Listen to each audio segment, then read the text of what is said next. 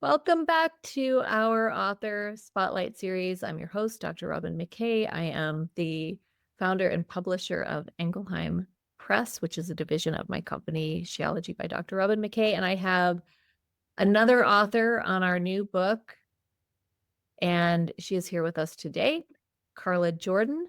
And I want to welcome you to your spotlight. And I would love for you to just share a little bit about your background, who you are, and then we'll take it from there. Great. Thank you. Mhm. I've I have been in corporate for quite some time, and that's been most of my experience for since probably around 1997 and longer. I have been in the corporate environment and never thought that I would be doing what I'm doing today. I started while I was in college, fully planned to be an attorney, go to law school, and do all the things. But one thing for me that has always been really important is doing what feels good to me and following that thread. And so for me, my primary studies were philosophy, and that, of course, aligned with law school. But I was also working in the corporate environment as I was doing that. And so I did finish school and do things. I did not go to law school, but I stayed in the businesses. And so that led to me essentially today being the CFO for a 7-figure global corporation. I've set up companies in India and Europe and done a lot of things that I never thought I would do. But that's been my primary professional background. I remember when we first connected, I went and as I do, so if anybody's wondering, like if you reach out to me, what's the next thing I do? I always head over to LinkedIn to see who you are. And when I discovered that you're the CFO of a biotech company, I'm like, oh my God, of course we're connected because my background is in biotech as well in the pharmaceutical industry. So although different angles, of course, you're finance and I was one of the clinical folks over there. So that was just a fun connection for me. And then the next thing I ask is, okay, so she's in the C-suite in biotech. What's she doing reaching out to me? Because here I am over here talking about intuition and spiritual intelligence and all the things personal development. So tell us about that. Tell us about that intersection because people find their way who are intuitive, intelligent, and a lot of us have spent a ton of time in corporate, often in tech and biotech. So what's your story on the intuition part? Yes. So yeah, biotech is probably, if you had asked me at any point in time if I would ever be in biotech, I would have said, absolutely not. No, that is not allowed for me because I've had this super compartmentalized aspect of my life for a long time. And I always lived kind of in both worlds. I said, okay, this is over here. This is the reality, main socially acceptable facing component of my life. And then here are all the things that I'm interested in that I'm doing over here behind the scenes, which are connecting with people like you and, and a few others. I'm quite careful actually about the spaces and the people I connect with, even within the scope of that. And we'll call it, I guess, spirituality, or for me, it's been deep nature connection practices and things like that. They're all closely linked for me. But yeah, I've had a deep interest in that my whole life, really. And that's just continued to grow and grow. But it always, up until more recent years, have that compartmentalized pretty well. What was the purpose of compartmentalization of your spiritual gifts and abilities in the context of your leadership in biotech? So, as you know, being in the industry, I am surrounded by well-respected key opinion leader scientists and a scientist. And I'll use the term philosopher, but it's not philosopher, right? But we can just talk about the differences in the way that they define things, understand them, accept things to be true, etc. And I find the scientific community to not be as open, or at least that has been my thinking, right? That it's not as open to these other ways of living and ideas of what life can be and look like. So, what was the cost of that to you, compartmentalizing these gifts that you have, and this perspective that you carry with you? So there's a significant cost, and I would say it's threefold, right? So one, because I'm compartmentalizing myself, I'm not showing up fully in my role, not to my full capacity, for one. And I think that's a loss to me as an individual, but also to the companies. And, and then there's the pain of that on my in and of myself, just holding that, right, on my own. So, and then I also shortchange the opportunities in having that aspect of my life not being fully integrated on the other side. So all three aspects really challenged there. So, what shifted that for you? So that, because I think at this point, I've known you for a while now, and I've seen you sort of focus on the integration or bringing forward all of the aspects of who you be, not just the ones that are socially acceptable or that the scientists can understand, but these deeper layers to your life. What was the turning point? The turning point, there are a couple of things. Truly, I think it got to the point where I was so strong in my being in this other aspect that it couldn't help but start to surface, right, even in my corporate role. And so I started to I just needed to play with it a little bit and see what opportunities are there here. How far can I push it? Because as you'll see in the book, I love pushing on the edges of everything. And so I'll never forget, there was a call I was having with a colleague, another C-suite in one of our global locations.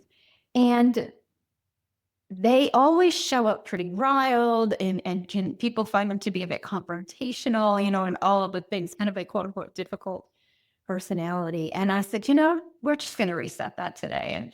And so I consciously showed up. I brought a different energy to the table, and we had a lovely conversation and meeting that day. And he says to me, "Are you doing yoga or something?" It was so noticeable, right? But in a very, subtle way. I wasn't really being different per se. I was just choosing to have a different energetic at the table.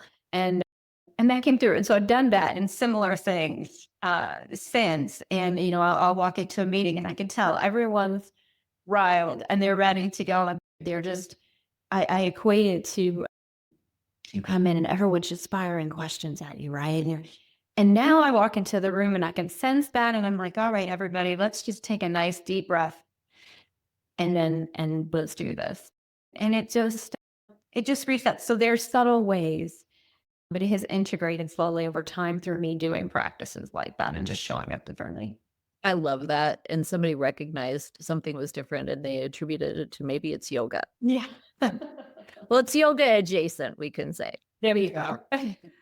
Thank you so much for sharing that background. I think that's so important because I know that a lot of the women who are listening to this will relate to your story about being somebody who's a longtime corporate leader who happens to be also highly intuitive, energetically and spiritually adept, and trying to move into integration. And certainly I can relate to that as well, having spent my share of time in biotech and the sciences as well. So I think that, one of the things I always say about Engelheim and about my work, my business more generally, is that we're bridges between science and spirit, and between reason and intuition. I think that you are a really good example of somebody who is the bridge between those two seemingly disparate or separate aspects of ourselves, and they're not separate because they exist in us. So it's that combination of the intellect plus the intuition that really, I think, makes way for leadership to be for you to be shifting things as a leader within your organization. So thank you for sharing that. Okay, so ready? Next question is this. Why'd you decide to join book club? Why did you decide to become a contributing author on this project? So, and again, this is, there are a few factors. One, my relationship with you makes that easier. And there's a lot of trust there and enjoyment, really. But I've known there's a book in me. I received plenty of, we talk about the words, the signs, but really it does happen that way. And it was very clear to me. And there is still a book, and there's still a book in that title. But this presented, and I just knew. I knew because of that and all the things, I knew to follow this thread. And so I did. That's awesome. Thank you for that. Thanks for trusting me. And it's been so fun to see you evolve over this process as well. And so, speaking of that, when it came to the author development process, what were the things that you had to overcome internally in order to get the words on the page, in order to show up here today as one of the contributing authors? I needed to free my voice, I will say. If I say it succinctly. And so what's behind that is I would sit and I would write and I would be in my head because, of course, I'm in a very structured environment. I actually have a lot of appreciation for structure. It had its place, but it didn't have its place because my original, if I look back on what I wrote, the first, second draft of things, it didn't feel right. I knew it wasn't right. Yeah. And when I just relaxed into what wanted to come through, I actually didn't have to think about it. I didn't think about it. It just flowed right onto the page. And when I read it, it activated me. So I knew at that point when that was happening, I will actually go back and read things on certain days just as a reminder of where I want to lead from and how I want to show up and how I want to be present. So it took it took me opening to that and just letting that come through. Yeah, I remember reading one of your early drafts because my role as editor is it's content editing. So we leave the proofreading and everything to somebody who's got a more detailed focused brain than I do. But with the content, I remember I said something to you like, I don't remember if I said it in this way, but it felt like that there were two different voices. And on my end, if you don't mind, we talk about this process a little bit because I think it's an important thing for our listeners to really get is that I know you and I see you at your best. And I had some feedback for you that I was like, oof. And I reached out to you before I sent it over and I said, and we have a great relationship and I know that there's a lot of trust there. And yet still, I care about you and I want the best for you. And I had to deliver some more difficult feedback. So what was that like for you to receive? And I don't even know if you think it was difficult. For me, I was just putting myself in your shoes and thought, oh God, if I had to receive that feedback. It wasn't, and I wasn't being mean or anything. It was just like observations that I was making, right? Yeah, honestly, for me, it was a sense of relief because guess what I was doing? What I thought I was supposed to be doing. Oh, okay. Okay. And so that's what we were seeing the conflict. There was the piece of me that was flowing that just was meant to be there and express. And then there was the part of me that's like, oh, well, okay, I need to say X, Y, Z, dot the I, cross the T. And you were calling out my I dotting and T crossing. And I needed that. Yeah, I mean, I think that one of the things that I know about doing this kind of writing is that we have to send the editor off on some kind of like quest or something. We have to disengage the editor so that the creativity can flow through. And what I think that's to say it this way, that I felt like that you were writing and editing at the same time. Oh, yes. On parts. You could tell where I wasn't and where I, Yeah. at that point in the journey, it still was quite good. And I will say that you're not the only one who was doing that. And certainly I have that habit too of like going back through a paragraph that I just wrote and then, redlining it and, whatever in the process of writing. But that I think is a developmental milestone, isn't it? To be able to, retire the editor for a little while, send her to do, a crossword puzzle or something while your creative aspect, your channel is coming through with the insights and the wisdom. So that's a developmental milestone. Anything else you had to overcome or that really challenged you during this process? Good question.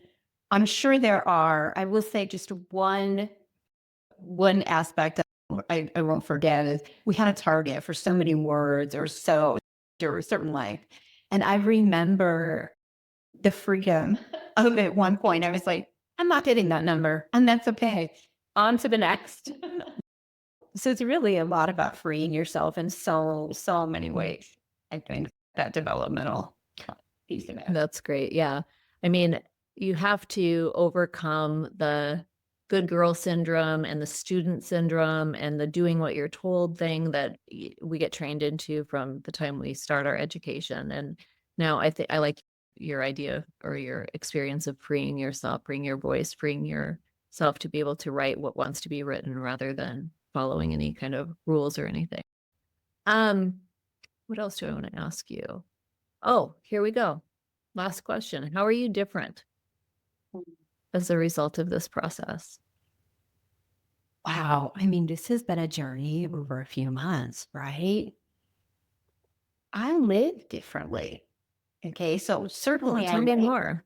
certainly I write differently, but I live differently. I mean, I've always, lived differently, but even for me, I'm documenting more.